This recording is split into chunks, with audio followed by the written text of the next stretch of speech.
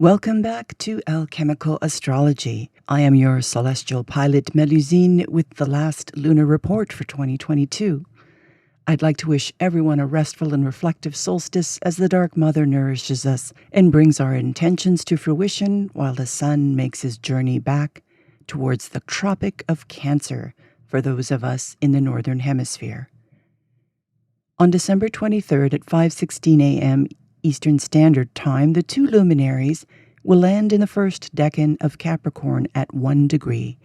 This is the second of 5 new moons in a row landing at a first degree point, generating a sense of initiatory energies throughout the first half of 2023. In keeping with this theme, we also have 3 other planets in the sign of the water goat, producing a stellium in cardinal Earth, as you can see clearly illustrated in the chart I've posted for Toronto, Canada, where I live. Now, it's important to note here that this cluster echoes the planetary traffic jam in Capricorn that occurred in February of 2021.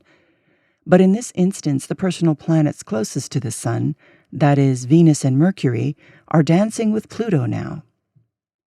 In other words, the head and the heart are giving an opportunity to review what was dismantled over the last 2 years, and how we, as individuals, can best approach the challenges we'll encounter in the next 12 months. Those born in the scarcity of winter tend to be practical and down to earth in their approach to reality. The same strategy would apply here with the focus on Capricorn, and this serves well to counteract the Sun-Moon square to a Jupiter that is chomping at the bit in the sign of Aries. Jupiter in the cardinal fire sign wants to leap forward into the future.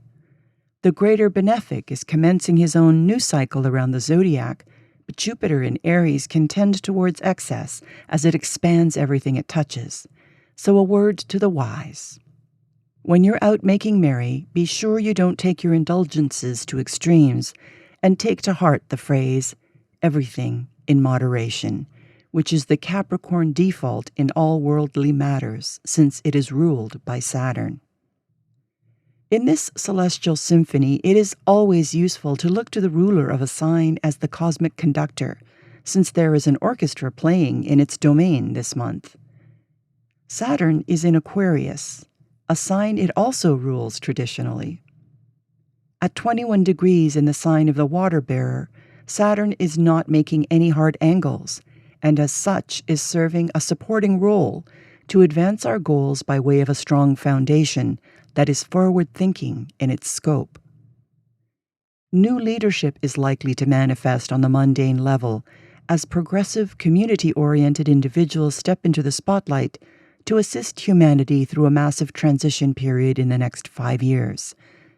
This is further reinforced by Jupiter, which is the first decan ruler of Capricorn in the Chaldean system. The contemplative nature of this overall dynamic is reinforced by the sextile between Pluto and Neptune.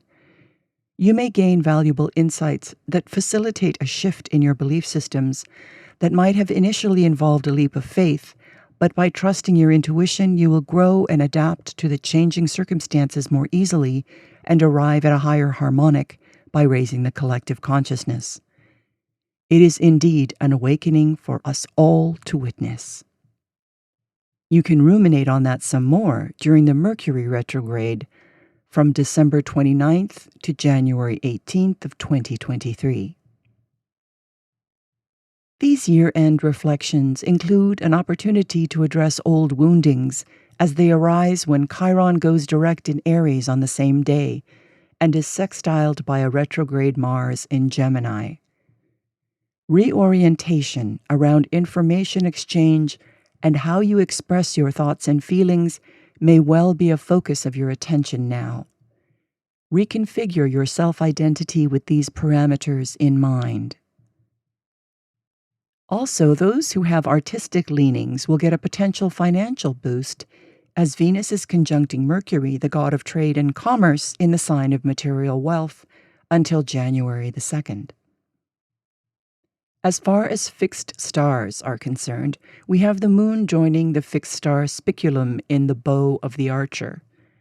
According to Ptolemy, those in the point of his arrow have an effect like that of Mars and the moon, as well as being indicative of blindness, so be extra vigilant around your sight, and pay attention to whether you need to modify how you perceive your reality.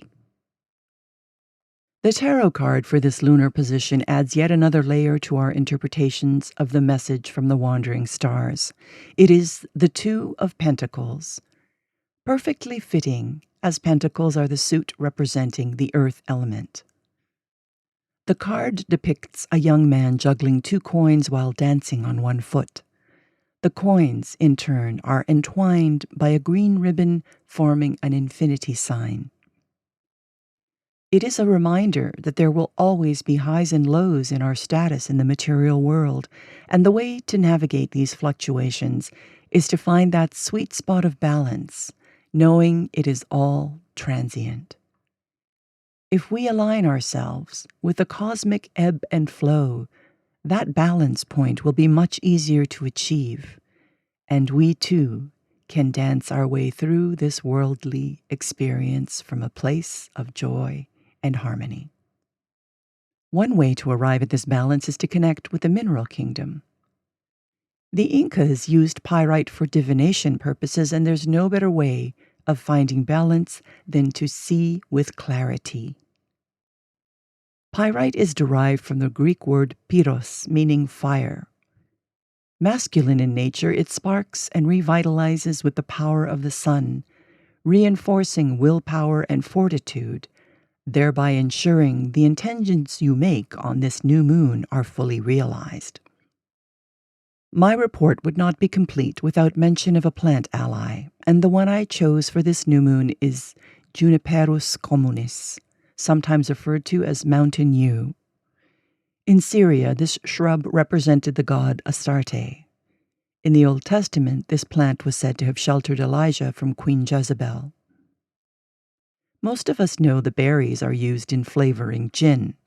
There is a papyrus dating back to 1500 BCE outlining a cure for tapeworms with the berries. Culpeper recommended them for various digestive ailments. To prepare for the new year, it's always good to cleanse the house, which is easily accomplished if you add 30 drops of juniper essential oil to your mop water. Place 7 berries on a string and hang them from your door to keep your house free of negativity. You can also add some berries to your bath water and flush your auric fields before you ring in 2023 with some gin and tonic. I am looking forward to reconnecting with you in the first week of January for the first lunar report of 2023. Until then, keep your eyes to the skies and your heart and head connected.